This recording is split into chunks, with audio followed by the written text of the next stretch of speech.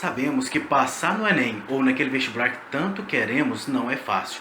Precisa muito estudo, muita dedicação e o nosso canal GeoFácil vem trazer gratuitamente para vocês uma série de conteúdos que com certeza estarão presentes aí no Enem, ajudando a você a conseguir o que você quer. Então, antes de mais nada, se inscreve no nosso canal. Deixa o like, se quiser até uma sugestão de possíveis vídeos que estarei olhando com carinho para vocês, tudo bem? Sobre essas temáticas aí.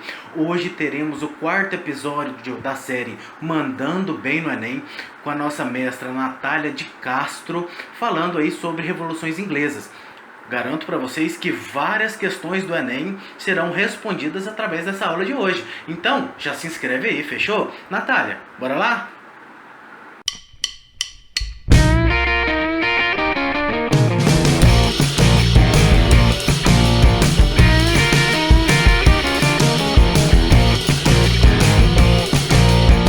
Olá pessoal, tudo bem com vocês? Meu nome é Natália, sou professora de História e Filosofia. Hoje vou estar falando com vocês um pouquinho sobre as revoluções inglesas.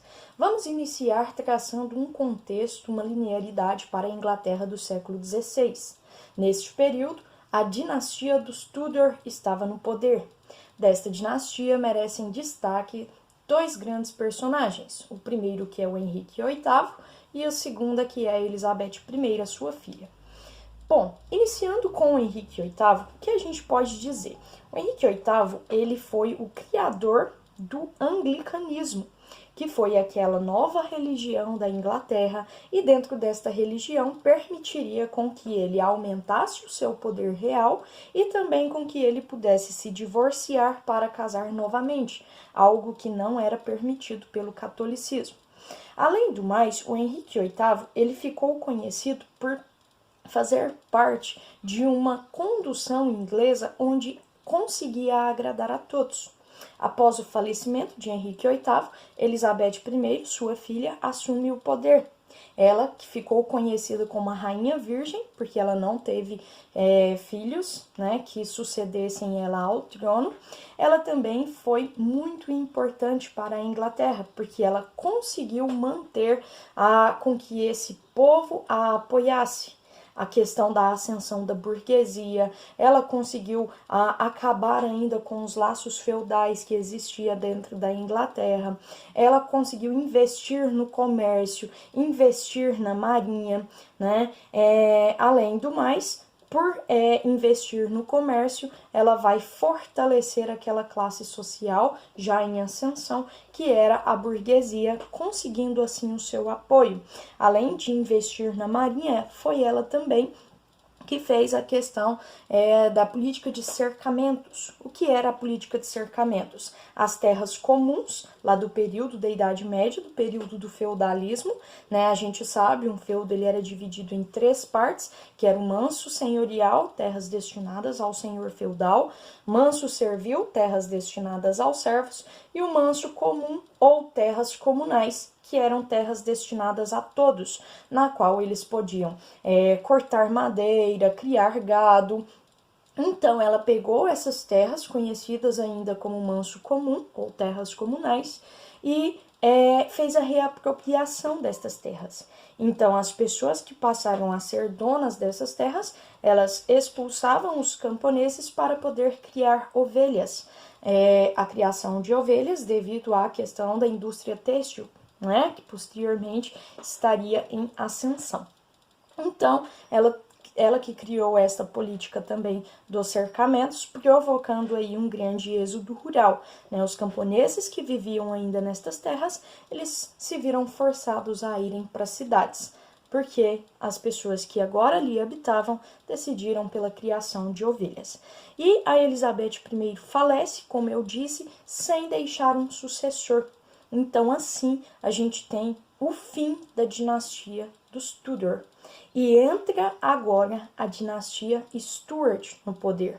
O primeiro da dinastia Stuart a comandar a Inglaterra após o falecimento da Elizabeth I vai ser o Jaime I. E o Jaime I, ele era anglicano. Então, ele já vai dar início a uma grande perseguição política dentro da Inglaterra. Política não, religiosa. Então ele vai dar essa grande perseguição religiosa dentro da Inglaterra. E, além do mais, todas as suas medidas vão desagradar o parlamento. Ele perde o apoio do parlamento. Jaime I vai morrer, Carlos I assumirá o trono. E o Carlos I, ele vai continuar com a mesma postura do Jaime I.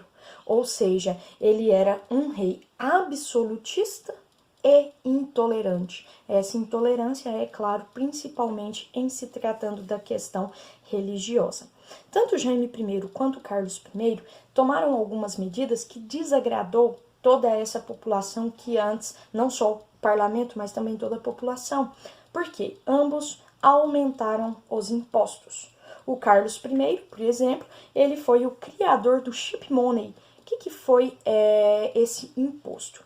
Existia dentro da Inglaterra esse imposto que era cobrado somente em cidades portuárias. O Carlos I, precisando de dinheiro, né, para se manter governante da Inglaterra, ele vai estender a cobrança desse imposto para todas as outras cidades, o que vai gerar uma grande revolta. As pessoas não aceitam, né, essa forma de governo, as pessoas estão contra, o parlamento está contra. Então o que eles criam? Eles falam o seguinte: olha, a gente precisa fazer com que Carlos I assine a petição dos direitos. O que era essa petição dos direitos? A petição dos direitos faria com que o parlamento tivesse um maior apoio e um maior poder, né? O Carlos I, ele vai assinar a petição, porém ele não cumpre com essa petição. Ele não vai ceder ao parlamento o aumento do poder que o parlamento queria, que os parlamentares queriam. Ele não vai ceder que eles consigam uma maior influência, digamos assim, né? Então ele não vai cumprir com essa petição. E o Carlos I, ele era tão absolutista, ele tinha tantos poderes em suas mãos, que ele acabou fechando o parlamento por 3 vezes, tá bom? Só que quando ele precisa do parlamento, né, ele não vai ter o apoio desse parlamento. Quando ele reabre o parlamento porque ele precisa do parlamento, ele não vai ter o apoio do parlamento. Né? As pessoas vão falar o seguinte: olha, você não quis nos ajudar, por que nós vamos ajudar você? Então você não tem o nosso apoio. E desta maneira vai acontecer o que a gente chama de guerra civil, ou conhecida como guerra puritana. Né? As pessoas, os puritanos, também chamado de cavaleiros contra os cabeças redondas, tá bom? Então, dentro desta guerra civil, dentro desta revolução puritana, o que a gente vai ter? A gente vai ter, de um lado, a burguesia, né, para tentar se manter no poder, lutando contra o absolutismo. E o líder desta guerra civil era o Oliver Cromwell, né? O Carlos I, ele vai perder essa guerra civil, ele chega a fugir para a Escócia, mas os escoceses, em troca de algum dinheiro, ele acaba devolvendo o Carlos I para a Inglaterra. O Carlos I, ele é condenado à morte, e assim os puritanos, eles vencem esse conflito, esse confronto, tá bom? Então, no século XVII, que foi quando acabou essa Revolução Puritana, no ano de 1649, a gente chega ao fim da Revolução Puritana com a vitória dos puritanos, com a vitória do líder Oliver Cromwell, e a gente passa a ter a instauração, a proclamação da República dentro da Inglaterra. Então, a partir deste momento, a gente passa a ver uma Inglaterra republicana, a chamada República Puritana de Cromwell, ok? Então, pessoal, o Cromwell, ele não era absolutista, porém, ele vai possuir uma forma de governo que também vai desagradar o parlamento, porque ele era autoritário. Ele possuiu uma forma de governo dentro da Inglaterra pautada no que a gente conhece como autoritarismo. E outra coisa, devido à sua grande religiosidade, a sua grande fé, o Oliver Cromwell, ele proibiu as festas, ele proibiu os jogos, ele proibiu as apostas, ou seja, ele proibiu tudo aquilo que ele considerava como sendo algo pecaminoso, ok? Então, o Cromwell, ele foi colocado como líder, né, pelo parlamento, pelos burgueses, por essa classe que era contra a dinastia Stuart, mas ele não governou da forma com que eles esperavam, do que eles, entre aspas, combinaram, tá bom? Então, pessoal, a partir daí, dessa proibição, desse Cromwell no poder, ele vai se proclamar, autoproclamar, né, como Lord Protetor da Inglaterra. O Oliver Cromwell, ele se autoproclama como Lord Protetor da Inglaterra. Então, desta forma, a gente pode perceber que o Cromwell, como eu disse, possuiu um governo pautado no autoritarismo. É como se a gente vivesse uma ditadura dentro da Inglaterra, ok? Essa ditadura provocada pela forma de governo que o Cromwell propôs, essa ditadura dentro da Inglaterra. Ah, mas o Cromwell não foi de tudo ruim, não. Ele teve partes boas, principalmente em se tratando da economia. O que o Cromwell fez que melhorou a economia inglesa? Ele fez os atos de navegação. O que eram esses atos de navegação? Todos os produtos ingleses, né, importados ou exportados, deveriam ser, como que fala? Iriam, né, dentro dos navios ingleses, transportados, perdão, me fugiu a palavra. Eles iriam ser transportados em navios ingleses, e isso fez com que o produto se tornasse muito mais barato. Por quê? Porque, por exemplo, os holandeses eram fortes nessa questão de trabalhar como atravessadores, né? Então, eles pegavam um produto, atravessavam os produtos, cobravam uma certa taxa. Então, os ingleses agora, eles não vão mais precisar pagar por esses atravessadores. Eles mesmos vão fazer a travessia de seus próprios produtos. E isso aumenta a questão do lucro, né, e a questão de tornar o produto um tanto mais barato. Além do mais, isso faz com que a Inglaterra invista também na questão de produzir os seus próprios navios. Então, economicamente falando, a gente tem aí um ponto positivo para o Oliver Cromwell. Só que, o que vai acontecer? Quando o Oliver Cromwell morre, quem vai assumir no seu lugar vai ser o seu filho, Richard Cromwell. Porém, ele não vai possuir a mesma postura do pai. Ele não vai conseguir ter as, entre aspas, mãos de ferro, né, as mãos firmes, os punhos firmes que o Oliver possuía. Então, o Richard, ele vai perder já completamente o apoio do parlamento. O parlamento percebe, né, que o Richard, ele é, entre aspas, fraco, né, ele não consegue manter a mesma postura do Oliver, e aí eles vão cogitar a volta dos Stuart para o poder. Então, o parlamento, eles conseguem tirar o Richard do poder e vai voltar os Stuart para o poder.